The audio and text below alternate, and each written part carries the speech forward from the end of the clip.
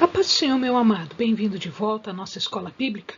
Nós estamos estudando o livro de Isaías. Então, pegue a sua Bíblia, pegue o seu caderno de estudos, ore ao Senhor, pede a Ele discernimento, entendimento, conhecimento, sabedoria, pede a Ele proteção, para que nós possamos desvendar dos seus mistérios.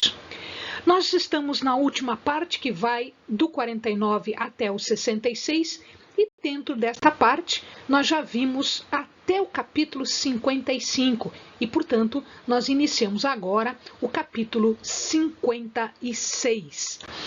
Do capítulo 56, nós já vimos os primeiros versículos e agora nós vamos estudar a partir do capítulo 56, verso 9, até o capítulo 57, verso 2, que trata da sentinela infiel. O que é essa sentinela infiel? A palavra fala de sentinela ou atalaia. Este atalaia é um comissionado do Senhor para que ele observe tudo o que está acontecendo ao redor e relate o que está acontecendo. Então, a função do atalaia é guardar uma cidade, é guardar um rebanho, é guardar um campo. Nesse sentido, o Senhor, então, agora apela aos animais selvagens para que eles venham e devorem, para que eles peguem o rebanho. É um anúncio para o castigo do Senhor. Esta repreensão é uma repreensão para os líderes, que aqui em Isaías está sendo chamado, ou estão sendo chamados, de atalaias. Estes atalaias são os profetas, são os sacerdotes, são figuras importantes que deveriam estar agindo como atalaias, deveriam estar agindo como líderes, mostrando o caminho, mostrando como o povo deveria fazer. Mas, ao contrário, eles não estavam fazendo isso. Eles são comparados pelo profeta ao sentinela cego, que não ouve nada, que não vê nada, que não compreende nada, que não percebe pecado do povo, nem o juízo divino. Ora, para que serve um atalaia, um sentinela que é cego? Não há serventia para eles. Eles não fazem a função mínima para as quais eles foram chamados. Este sentinela infiel, ele também é comparado aos cães.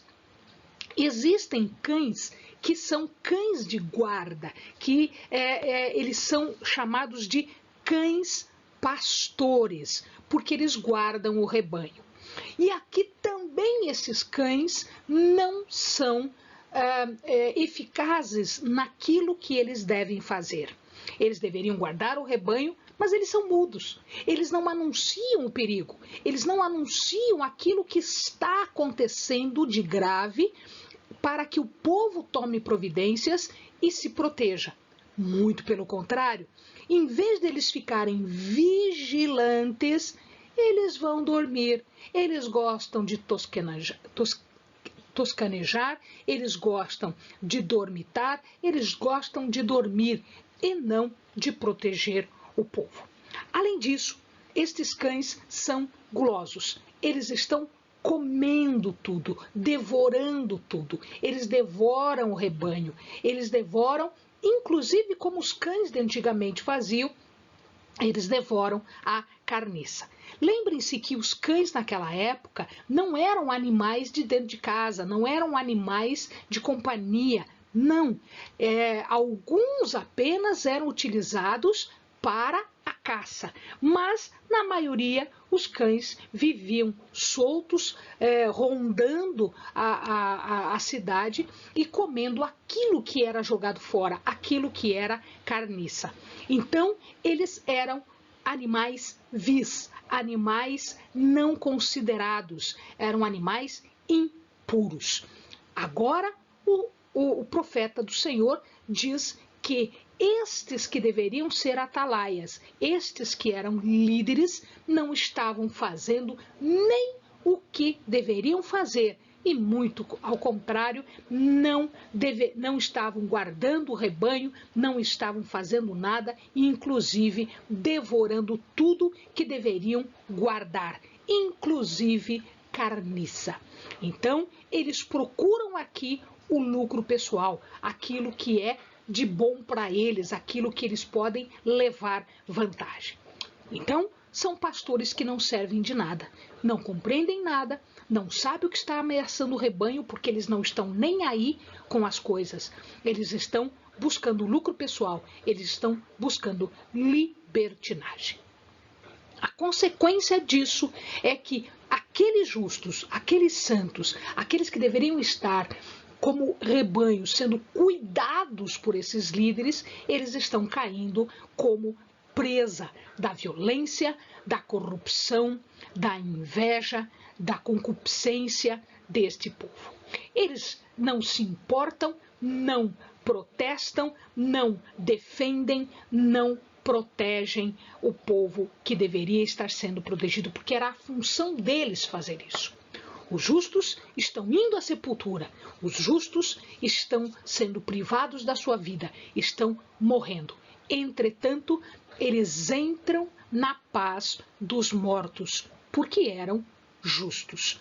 Mas a consequência fica para eles, porque eles não respeitaram o seu ministério, não respeitaram a sua obrigação. Do verso 3 do capítulo 57 até o verso 13, o profeta agora se volta para falar sobre o povo. Então ele estava falando sobre os líderes até agora. Agora, até o 13, ele começa a falar sobre o povo, que também é idólatra. Então agora, num segundo momento, o povo é repreendido. E esse povo é chamado de filho da agoureira, descendência da adúltera e da prostituta. É como se estas pessoas fossem filhos de pais corruptos. Então, ele está falando do caráter moral, ele está falando da idolatria, da prostituição cultural. São agoureira, feitiçaria e prostituição são sinônimos aqui. Porque a agoureira era a feiticeira, era aquela que dava falsos presságios para o povo.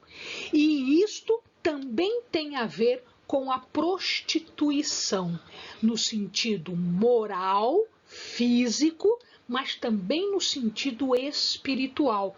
Porque os idólatras, além de estarem sendo corrompidos espiritualmente, portanto uma prostituição espiritual, eles também realizavam cerimônias, solenidades de prostituição física, porque era a forma de cultuar alguns deuses. Existiam as prostitutas e os prostitutos sagrados, com os quais eles faziam rituais de adoração aos ídolos. Então, aqui, a prostituição, a feitiçaria, a idolatria está sendo comparada uma com a outra.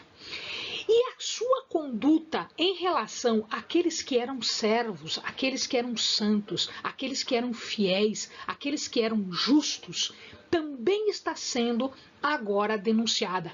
Eles se comportavam de forma imprópria em relação a estas pessoas. Em que sentido? Eles zombavam dos justos, dos fiéis, eles zombavam do seu comportamento, da sua adoração, da sua correção moral. Eles faziam atos de zombaria e eles mostravam a língua. Naquela época e hoje, mostrar a língua é um sinal de escárnio, é um sinal de zombaria, é um sinal de insulto. Aquela geração era uma geração apóstata, idólatra, falsa, corrupta, prostituída para os ídolos. Deus, então, chama a atenção deles porque Eles que não tinham o mínimo valor estavam zombando de pessoas que possuíam uma posição espiritual mais elevada do que eles. Os justos, os sérios, os corretos, aqueles que eram fiéis, os santos, estavam sendo zombados, estavam sendo escarnecidos e insultados por pessoas que não chegavam ao seu nível espiritual. O povo também foi denunciado aqui como idólatra por causa dos seus costumes. A palavra fala de terebintos e outras árvores frondosas. O que acontecia é que estas árvores, e aqui o amado está observando uma dessas árvores, elas eram muito grandes mesmo, elas eram frondosas, a copa das árvores era muito ampla e embaixo destas árvores eles faziam as adorações idólatras. Então a árvore era deificada, como se a árvore fosse o próprio Deus Baal ou a deusa Astarote. Então é embaixo destas árvores que eles faziam os seus rituais de idolatria e os seus rituais de prostituição física. Também existia um local ali na cidade de Jerusalém, que era o Vale do Inom, que o amado está vendo aqui. É uma foto do Vale do Inom, que está representando o local onde se fazia a adoração do deus Moloque, que exigia a queimar crianças vivas. Então elas eram mortas e eram queimadas no Vale do Inom.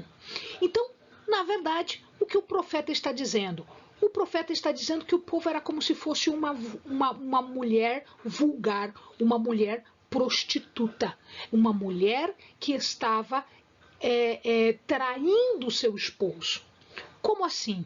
Deus era tido aqui, né, ele era comparado aqui como marido de Israel. Israel era a sua esposa, mas Israel não fazia cerimônia de adoração a Deus, mas fazia cerimônia de adoração a outros deuses, inclusive com fornicação. Então, esta idolatria é comparada a prostituição idólatra. Então era uma mulher que traía o seu esposo. O Senhor agora passa a dizer ao profeta, e o profeta começa a dizer que ele está vindo para fazer o julgamento, né, o julgamento deste povo todo. Ele menciona outeiros e montes. Montes e outeiros são muito parecidos, o outeiro é um pouquinho menor do que um monte, eram lugares onde se fazia adoração idólatra, onde se fazia a prostituição sagrada. Ele fala em fazer a sua cama, é o lugar de sacrifício, porque ali eles praticavam os atos de idolatria, inclusive a prostituição sagrada, ou seja, na cama de sacrifício. É como se fosse uma mulher adúltera fazendo então a sua prostituição.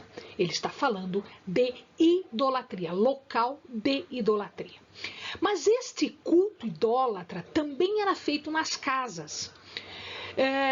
Em relação às casas, eles faziam isso sobre o telhado, que na verdade era uma laje, e ali eles podiam fazer também as cerimônias de adoração idólatra, e eles deixavam nas casas alguns objetos pendurados e colados atrás da porta das casas, exatamente para lembrá-los dos ídolos, dos falsos deuses.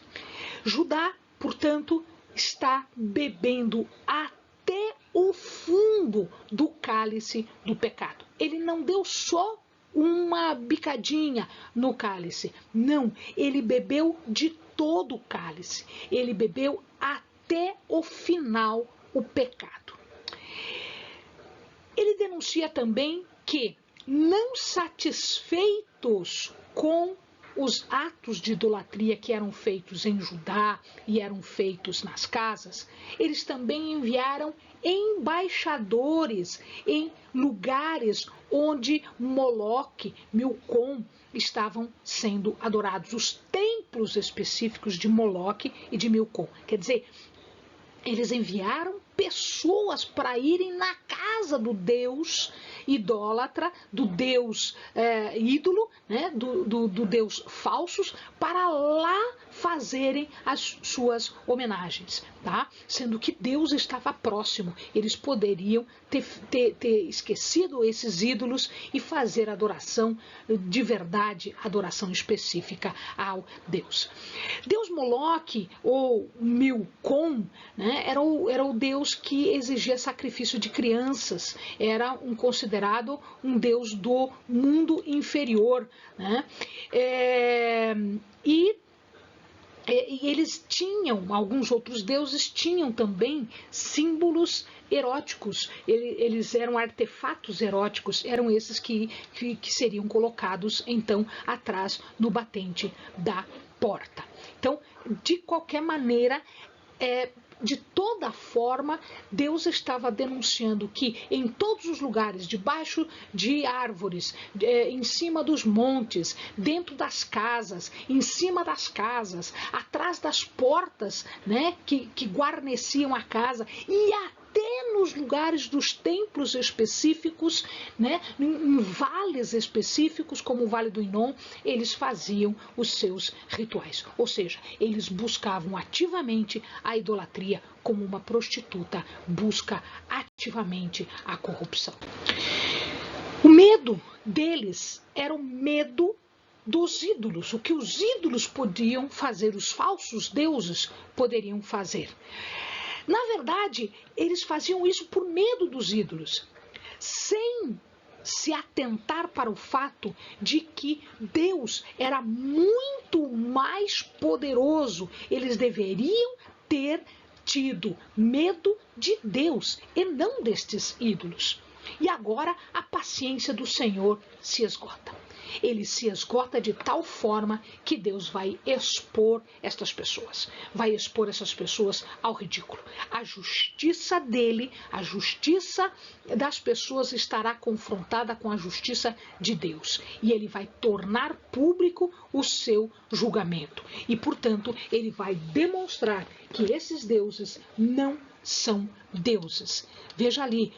Mas de quem tiveste receio ou temor para que mentisses e não te lembrasses de mim, nem no teu coração me pusestes? Ou seja, quem é esse Deus que eles têm medo? Não é porque eu me calo, e isto há muito tempo, e não me temes? Ou seja, Deus está dizendo assim, vocês estão achando que eu não falo nada e, portanto, você não precisa me temer? Pois então, agora chegou a hora de falar, chegou a hora de demonstrar, né, o julgamento, e o julgamento seria público. A promessa de salvação, a partir do verso 13 até o final do capítulo 57, é para os que são justos. Então ele traz para nós aqui, para aqueles que são idólatras que são de prostituição cultual, aqueles que são infiéis, estes haverá julgamento.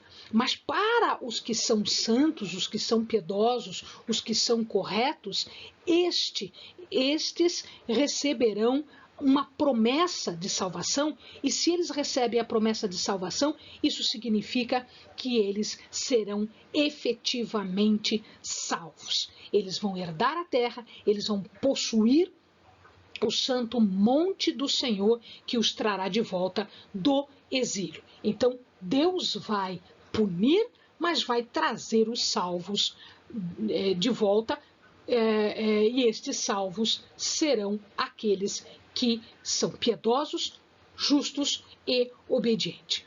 O contrito, o abatido, ele vai ser quebrantado? Vai, haverá um exílio, mas se eles se permitirem ser humilhados debaixo da mão de Deus, assim eles serão trazidos de volta. Então, o que se descreve aqui é a majestade divina. Ele é o alto, o sublime, ele é chamado de santo. Aplainai, preparai o caminho, diz o Senhor, tirai os tropeços do caminho do meu povo, porque assim diz o alto, o sublime, que habita na eternidade e cujo nome é santo.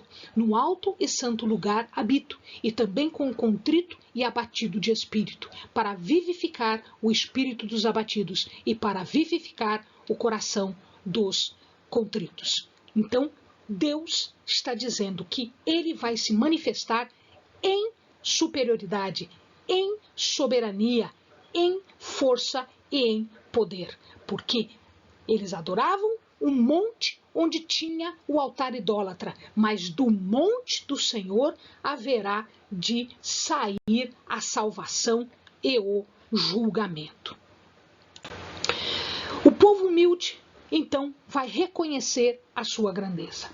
Deus diz que ele vai coabitar com este povo, reavivando este espírito. O coração dos humildes e dos contritos vai ser consolado, vai ser fortalecido. O que agora está sofrendo, angustiado, desgostoso, ansioso, todo cheio de problemas, cheio de perseguições, estes serão trazidos de volta. Estes serão restaurados a uma comunhão, a uma coabitação com o Senhor. E isto vai trazer alegria profunda e imensa. Ele havia ficado irado? Sim.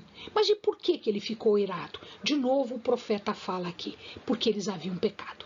Deus feriu, escondeu sua face, disciplinou no exílio e agora, por conta da compaixão, porque ele ouviu o choro destas pessoas lá no cativeiro, Deus vai salvar e remir aqueles que estavam loucos pela idolatria, pelo pecado e da angústia que estava sendo gerada por ele.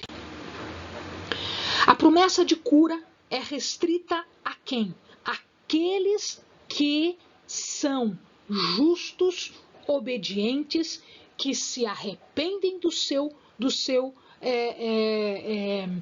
pecado e que não deixaram de ouvir a disciplina da mão de Deus. Aqueles que não se esqueciam de Sião. A estes, Deus vai propiciar Shalom, a paz, que é a paz e todas as bênçãos que lhe acompanham. Mas os demais, para os outros, não haverá paz. Então nós vemos aqui a diferença existente entre aqueles que ouvem a disciplina e que se comportam conforme a disciplina e aqueles que não ouvem e que são reticentes, aqueles que são obstinados, pecadores e idólatras. Diz o Senhor, paz, paz para os que estão longe e para os que estão perto, diz o Senhor, eu os sararei. Mas para os ímpios, diz o meu Deus, não há paz. Amém, amados. Bons estudos.